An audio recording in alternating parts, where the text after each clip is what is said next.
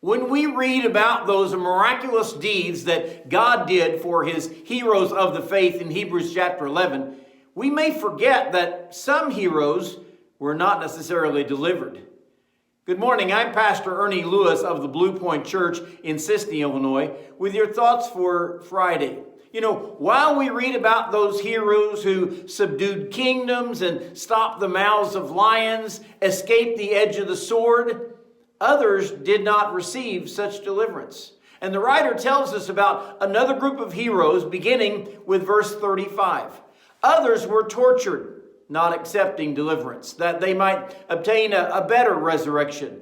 Still others had trials of mockings and scourgings, yes, of chains and imprisonment. They were stoned, they were sawn in two. Many were tempted, they were slain with the sword, wandered about in sheepskins and goatskins, being destitute, afflicted, tormented, of whom the world was not worthy. They wandered in deserts and mountains, in dens and caves of the earth, and all these, having obtained a good testimony through faith, did not receive the promise, God having provided something better for us, that they should not be made perfect apart from us. You see, not everyone who suffers persecution for God is delivered through some miraculous work of God. But God is still with those people nonetheless.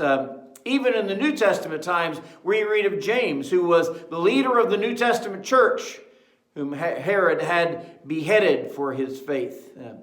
One verse says they wanted to obtain a better resurrection, which simply means that they did not want someone to rescue them from their suffering down here, but they looked to God to deliver them through death and carry them into glory to be with him. The Bible says many were stoned, even as Stephen was in Acts chapter 7 in New Testament times. They were scourged, they were imprisoned, some were even sawn in two. But these faithful followers are described as wandering about in sheepskins and goatskins.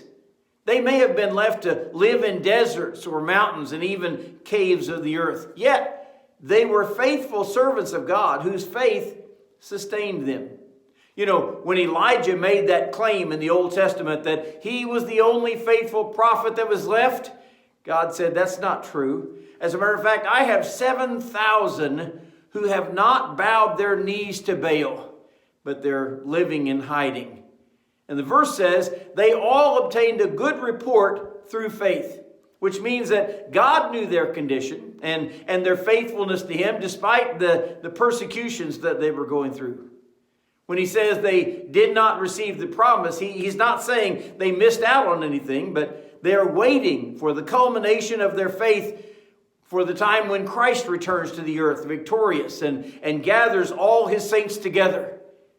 It may be that God chooses not to deliver us from persecution in the days that we're living in.